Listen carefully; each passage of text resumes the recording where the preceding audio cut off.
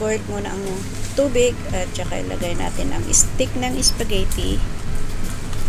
Tapos, after nito, meron akong sikreto na ilalagay para mas masarap.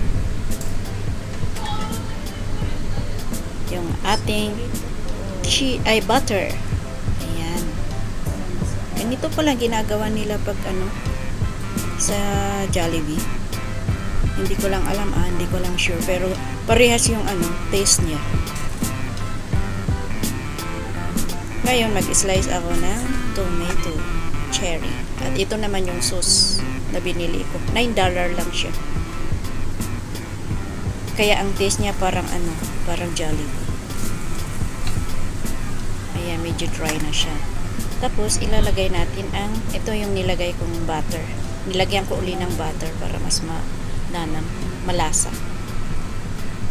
Ngayon, ilagay natin ang ating sauce. Ito yung tira kahapon. Pero dadagdagan ko ang sauce kasi kulang. Masarap pala ito. Masarap pala itong sauce na to. Ito yata yung ginagamit nila sa Jollibee every order. Kasi $9 lang ito. Tapos syempre pag mag-order ka ng Jollibee, iba 54 Hong Kong dollar. Kaya itong sauce na ito, parehas na parehas sa Jollibee. Ito. Sauce na ito.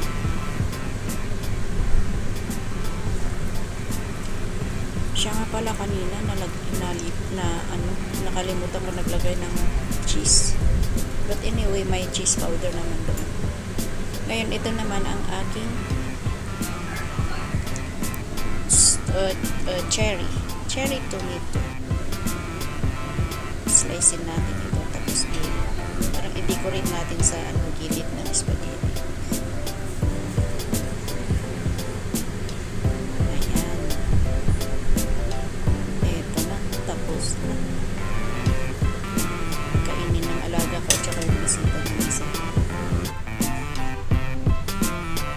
Ayan na ang aking spaghetti. Thank you for watching. God bless you. Don't forget to subscribe, like, and comment.